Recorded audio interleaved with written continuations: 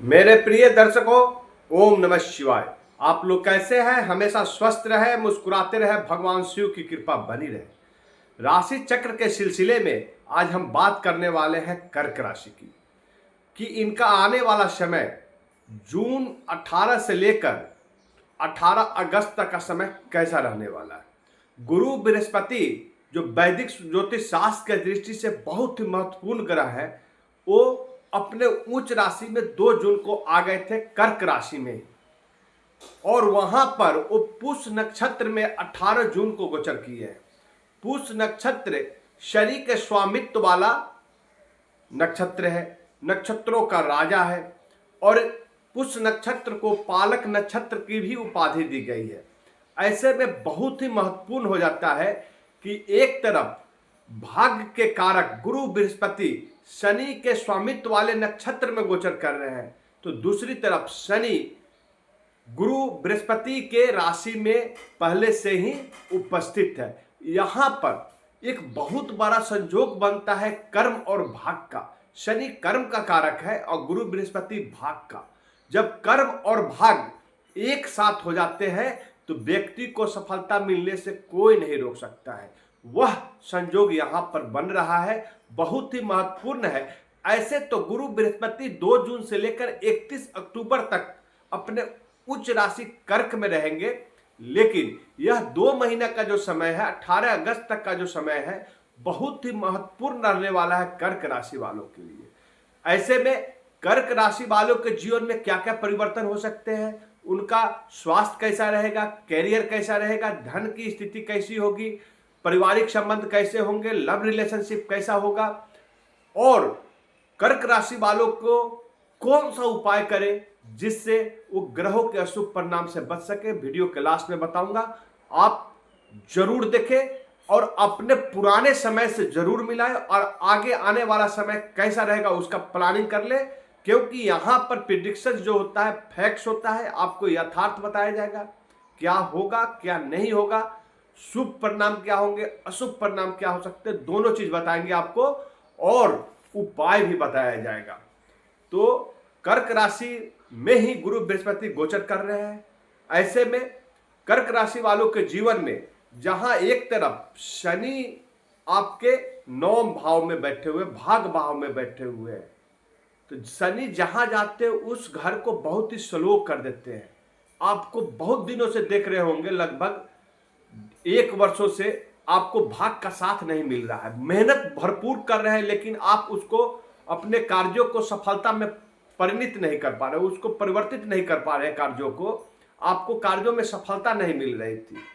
और साथ ही साथ शनि की दृष्टि जो पड़ रही थी आपके आय लाभ भाव पे भी पड़ रही थी। आय आपका बहुत स्लो हो गया था, बहुत धीमी गति से आपको आय हो रहा था, लाभ नहीं प्राप्त हो रहा था, बहुत परेशान चल रहे थे।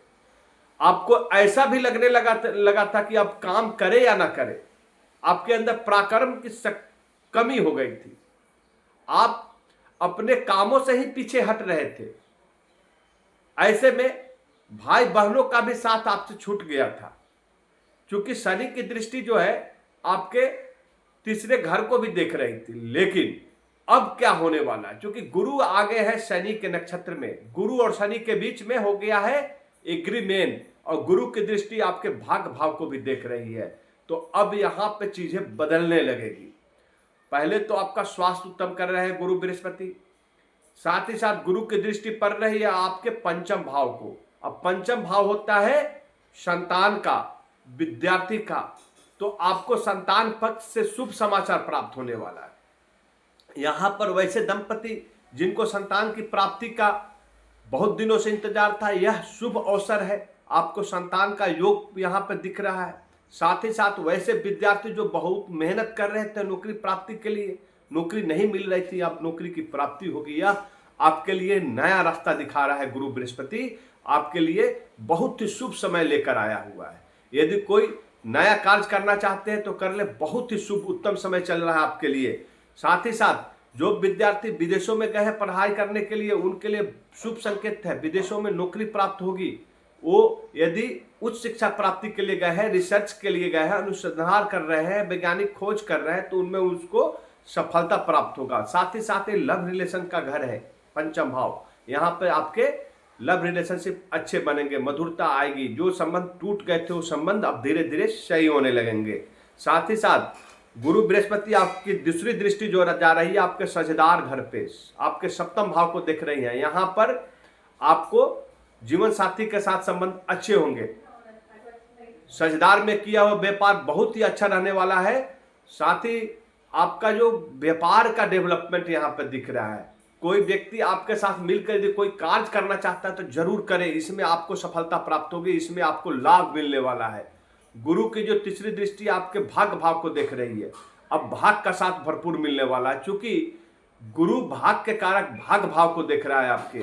अब कर्म में जितने मेहनत कर रहे थे उसी मेहनत से ही आपको ज्यादा सफलता प्राप्त होगी, आय का स्रोत बढ़ जाएंगे, लाभ बढ़ जाएगा। आपको एक चीज और नोट किए होंगे, आप पहले शत्रुओं से घिरे रहते थे। जून से पहले का जो समय था आपको शत्रु से भी बहुत परेशानियां झेलना पड़ रहा था, क्योंकि छठा घर होता है शत्रु का। अभी क्या हो रहा है, आप शत्रुओं का नाश होगा, शत्रुओं पे विजय प्राप्त होने वाली है। कोर्ट कचहरी का जो चक्कर चल रहा था आपके साथ वो समाप्त होगा। आपके ऊपर बहुत सारे ऋण कर्ज आ गए थे, अब उस कर्ज को भी चुकता कर पाएंगे। यह बहुत उत्तम समय चल रहा है। 31 अक्टूबर तक का समय आपके लिए बहुत ही शुभ है। उसमें 18 अगस्त तक का जो समय होगा वो अमृत तुल्य समय है। इस समय को अपने कार्यों के प्रति बहुत मेहनत करके आपको सफलता प्राप्त करना है, क्योंकि जो कार्य वर्षों से विलंबित थे वो सारे कार्य पूर्ण होंगे। 2 जून से ही आपके कार्य पूरा होना शुरू हो गया था और यह 18 जून से लेकर 18 अगस्त का समय है, आपके लिए अमृत काल है। इसमें यदि और आय का स्रोत बढ़ाना चाहते हैं तो जरूर बढ़ाएं। यदि नौकरी को आगे की तरफ दूसरा नौकरी चेंज करना चाहते हैं या स्थान परिवर्तन करना चाहते हैं तो जरूर करें, बहुत ही उत्तम समय है। जो व्यक्ति नौकरी में पदोन्नति नहीं प्राप्त करे तो उनको पदोन्नति प्राप्त होगा, आपको इंक्रीमेंट सैलरी बढ़ जाएगी आपका, ऐसा संयोग बन रहा है। यहाँ पर गुरु आपके लिए एक बहुत ही अमृतुल्य समय लेकर आए हुए हैं।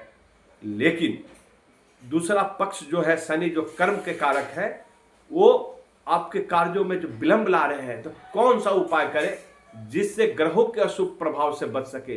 यदि आप बहुत सारे परेशानियों से जूझ रहे थे और अभी तो कमी आया है, लेकिन उसको पूरी तरह समाप्त किया कैसे जा सके, उसके लिए मैं ये अचूक उपाय बता रहा हूँ, जरूर करें। पहला सावधानी क्या बरतना है, क्योंकि गुरु बृहस्पति जो है एक वृद्ध ग्रह है, एक आपको गुरु के रूप समानता उनको दिया गया है, देव गुरु है।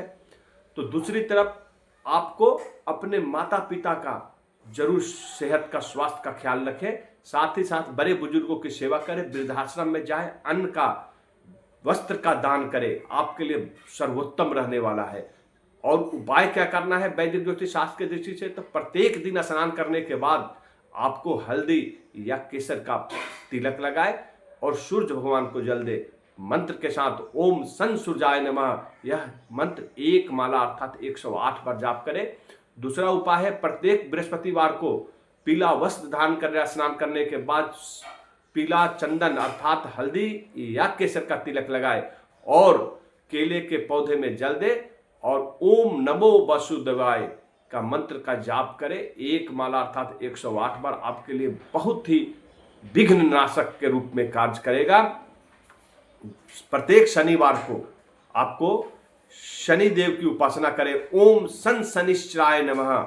यदि शनि मंदिर अगर आसपास आया आपके तो शनि मंदिर जाए, शाम को शनि देव को सरसों का तेल का दीपक जलाए और इस मंत्र का 1 माला अर्थात 108 बार जाप करें। यदि ऐसा करते हैं तो आने वाला जो समय होगा आपके लिए बेहतरीन रहने वाला है। ओम नमः शिवाय।